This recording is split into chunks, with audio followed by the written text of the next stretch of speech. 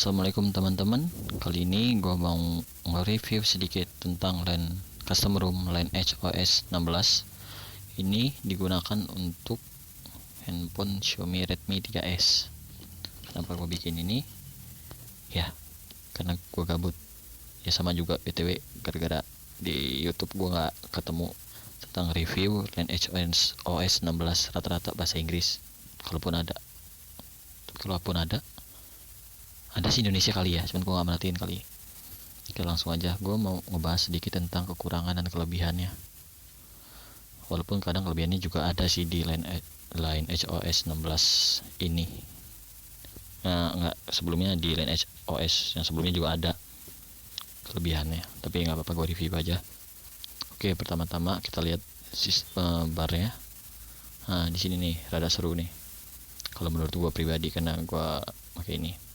Kalau buat lo orang yang tombol volumenya rusak, permasalahan standar, lo bisa pakai ini. Nah, di sini lo jadi nggak perlu mencet tombol lagi, nggak perlu disulitin lagi buat main game atau gimana. Kalau misalnya suaranya besar, tinggal pakai layar, dah deh. Itu untuk kelebihannya ya. Kita bahas dulu kelebihannya. Terus buat sektor kamera, walaupun kayaknya lebih bagusan kamera standar di sini. Nah, di settingannya kita bisa lihat ada banyak ISO-nya, bisa kita atur, ukuran gambar bisa kita atur. Ini di LAN Edge OS sebelumnya juga ada sih sebenarnya fitur ini.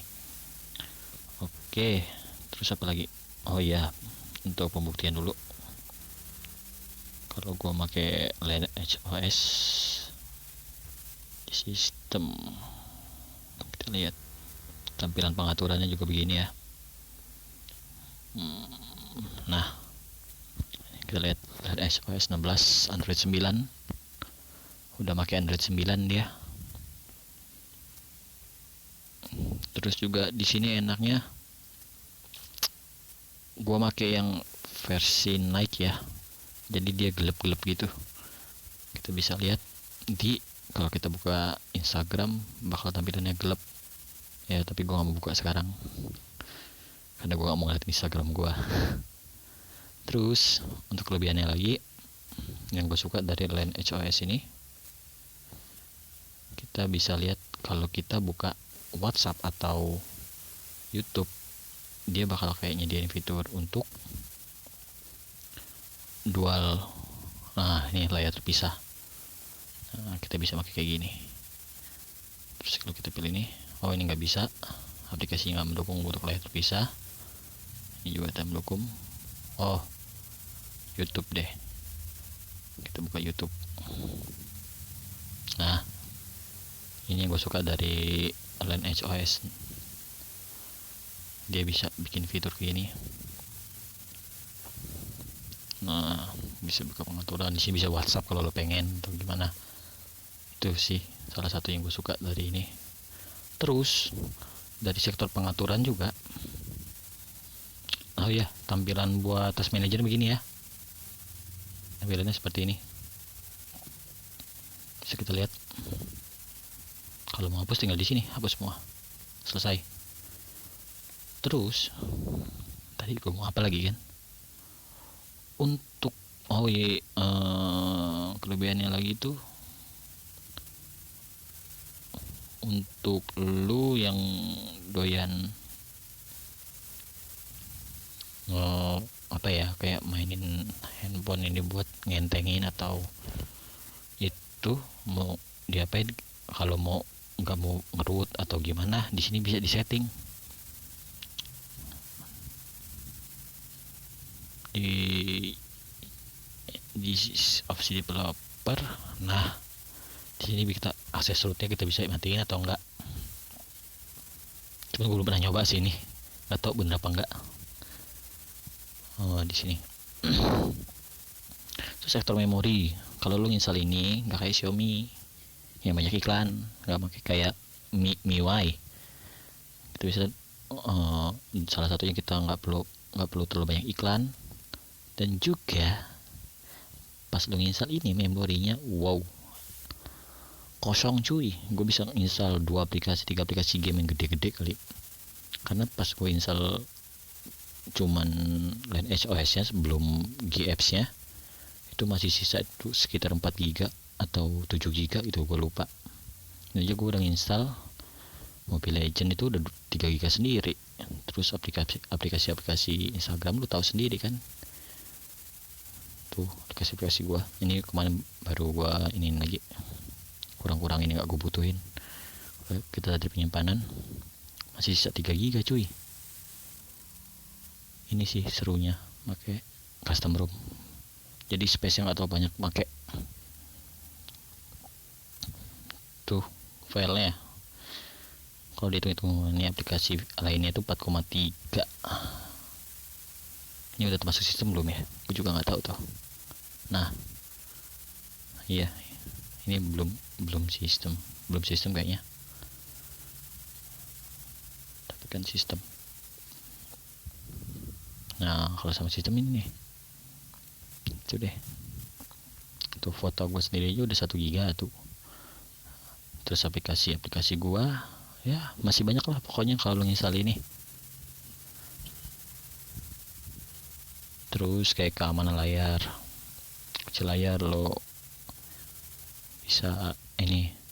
Nah, ini ada fitur keamanan nih, pakai Google Play Protect atau gimana, ini udah tergantung lo ya, semua handphone juga ada mainstream.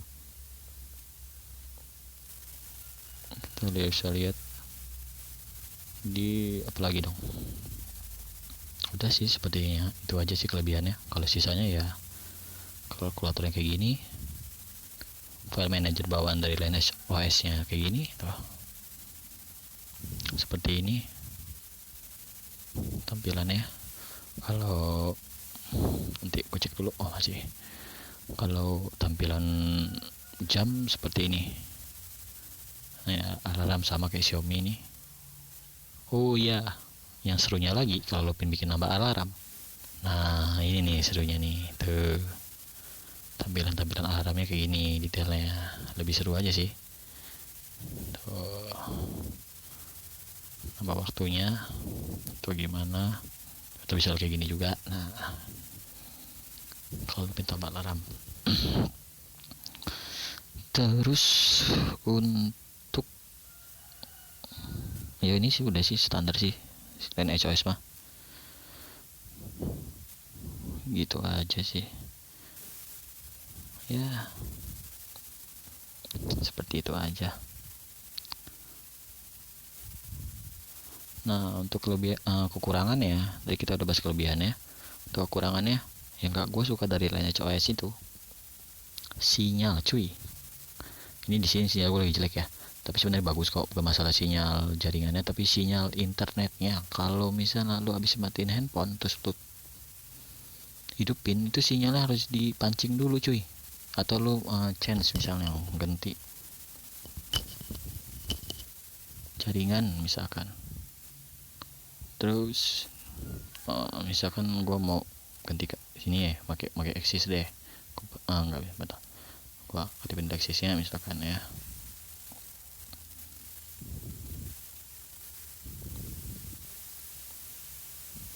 Oke, tuh jaringan udah mati tuh ya. Kita setel jaringannya menggunakan Axis, kita aktifin. Sama di sini juga bisa. Tuh, dia nggak langsung nongol. Ini kekurangan yang terlalu ya tricky banget sih. Nah gitu, kekurangannya itu dulu. Pas kalau mau mancing buat biar ada, lu harus sambil nelpon, misalkan nelpon gini. Maaf, pulsa kamu tidak mencukupi untuk melakukan panggilan. Nah, Silakan baru ada mengisi tuh ulang terlebih sinyalnya. dahulu. Terus pancing dulu, baru nongol LTE. Nah, itu kekurangan satu yang gua nggak suka dari custom ROM ini. Dan juga apa lagi ya? Oh iya, sama pas lu install ini banyak kejadian. Lo harus kayak ngedit script dulu untuk install LineageOS 16 ini. Lo harus installnya dulu, edit scriptnya dulu. Itu ada tutorial di Google. Kalau mau install ini ubek-ubek aja tuh Google lah, terus LED dulu kalau emang nggak bisa. Dan juga untuk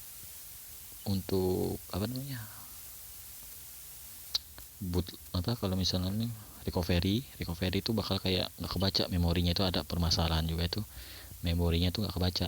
Jadi lo harus disetting lagi handphonenya itu. Gue lupa tuh gimana bahasnya, pokoknya gitulah. Pokoknya pasti lo akan menemukan permasalahan pas nginstal ini, tapi tidak terlalu sulit sih untuk orang-orang yang sudah terbiasa untuk install LenchOS OS. Oh ya, satu lagi untuk tampilan pas lo pengen matiin hidupin ya kayak gini. Nah, di sini ada fitur screenshotnya di sini nih. Ini gak enak juga nih. Kalau lo screenshot lo harus mencet tombol dulu. Kurang asik aja sih menurut gua. Tuh, baru bisa screenshot. Nah, itu sih. Tapi enaknya kalau pas ini ya, nah lo bisa pilih muat, misalkan lo nyalakan ulang, lo diajak mau ke recovery, bootloader atau ke sistem, itu enak tuh. Cuman itu aja sih. Kalau mau screenshot lo harus mencet tombol. Kenapa nggak ada di notif bar ya? Bingung gue juga, gue nyari nggak ketemu. Buat kalian mungkin yang tahu gimana caranya biar ada di sini kasih tahu dong ya. Gitu sih pengalaman gue pakai LenchOS. Seru. Nah, kelebihannya lagi, handphone lo itu bakal lebih enteng buat main game yang dulunya kalau lo terakhir pakai ini, gue pakai MIUI 9, lo pakai itu pasti beda banget rasanya pas buat main game. Contohnya Mobile Legend tuh agak ada patah-patah sedikit, tidak terasa, cuman ada gitu. Nah, untuk main pas lo pakai install ini pasti bakal lebih enak. Pas lo install bakal lebih nyaman lo pakai game ini custom ROM. Pokoknya sip dah kalau buat custom ROM. Terus apa lagi ya? Oh iya, jadi acak-acakan gini sih, gak apa-apa ya. Untuk kameranya, kalau permasalahannya di sini, ini kekurangannya lagi nih. Kalau misalnya gue rubah ukuran gambar 3,1 misalkan, terus gue rubah ISO-nya sekian, biasanya dia bakal nongol gambar-gambar. Oh enggak sih, ini lagi enggak sih. Nah, pokoknya di situ lu bakal kayak nongol. Tadi tidak terekam ya, kayak bakal ada titik hijau gitu. Itu nggak tahu sih gue permasalahan di LenchOS nya atau